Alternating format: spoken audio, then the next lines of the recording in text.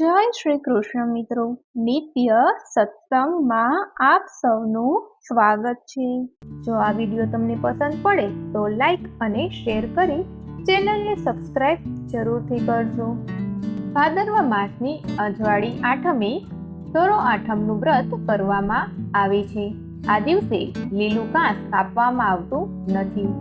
આ વ્રત માતાઓ પોતાના સંતાનોના લાંબા આયુષ્ય માટે કરે છે। આ દિવસે વ્રત કરનારે પ્રાતઃકાળે સ્નાનાદિથી પરવારી ઘીનો દીવો કરી ધરોમાને પ્રાર્થના કરવી કે હે ધરોમા, ધરોની જેમ અમારો વંશ વધે એવી કૃપા કરજો અને અમારા સંતાનોને લાંબુ આયુષ્ય આપજો। આ વ્રત કરનાર સ્ત્રીએ ઠંડુ ભોજન લેવાનું હોય છે અને ભોજનમાં ચોખાના લાડુ, ફણગાવેલા કઠોળના વડા લઈ શકાય। આ હતું ધરો આઠમના વ્રતનું મહત્વ અને તેની વિધિ। હવે આપણે તેની વ્રત કથા સાંભળીએ।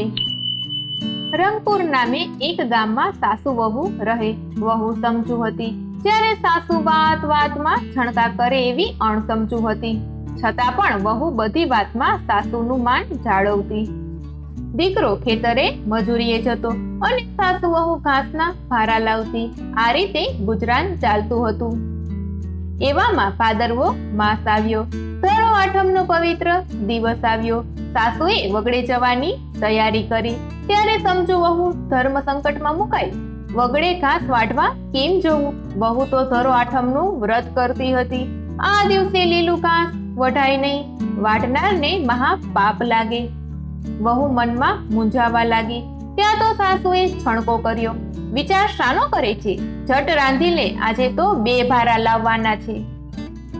સાસુની આજ્ઞા પાડી વહુ વગડે જવા તૈયાર થઈ। દૂધ પીતા છોકરાને ઘોડીએ નાખી ધરોમાને પ્રાર્થના કરી કે હે ધરોમા, મારા ફૂલ જેવા બાળની રક્ષા કરજો। સાસુ વહુ વગડે આવ્યા। સાસુ તો લીલું ઘાસ વાઢવા લાગી, પણ વહુનો જીવ ચાલ્યો નહીં। લીલું ઘાસ વાઢે તો વ્રત ભંગનો દોષ લાગે, તેથી વહુ સૂકું ઘાસ વાઢવા લાગી। એમ કરતા સાંજ પડી। સાસુ વહુ ઘાસના ભારામાંથી મૂકી ગામમાં આવ્યા। પાદરે સમાચાર મળ્યા કે જટ જાવ, તમારું ઘર ભડકે બળે છે। આ સાંભળી સાસુ વહુ ઘાસના ભારા પાદરે ફેંકી ઘેર આવ્યા। જોયું તો ઘર આગથી ઘેરાઈ ગયું છે। વહુએ આગની પરવા કર્યા વગર ઘરમાં દોટ મૂકી। અંદર જઈને જોયું તો પારણે પોઢેલા બાળકને લીલીછમ ધરો વીંટળાઈ વળી છે અને બાળક જમણા પગનો અંગૂઠો ચૂસે છે। વહુ તો બાળકને છાતીએ ચાપી બહાર આવી। બાળકને જીવતો જોઈ સાસુની આંખમાં હરખના આંસુ આવી ગયા। ત્યારે વહુએ કહ્યું, બા, મારું વ્રત ફળ્યું, ધરોમાએ મારો બાળ બચાવ્યો। એ જ ક્ષણે સાસુએ પણ ધરો આઠમનું વ્રત કરવાનો સંકલ્પ કર્યો। હે ધરોમા, જેવા સમજુ વહુને ફળ્યા એવા સૌને ફળજો। જય ધરોમા। આ હતી ધરો આઠમના વ્રતની વ્રત કથા। જો તમને આ વિડીયો પસંદ પડ્યો હોય તો લાઈક અને શેર કરી ચેનલને સબસ્ક્રાઇબ જરૂરથી કરજો। જય શ્રી કૃષ્ણ।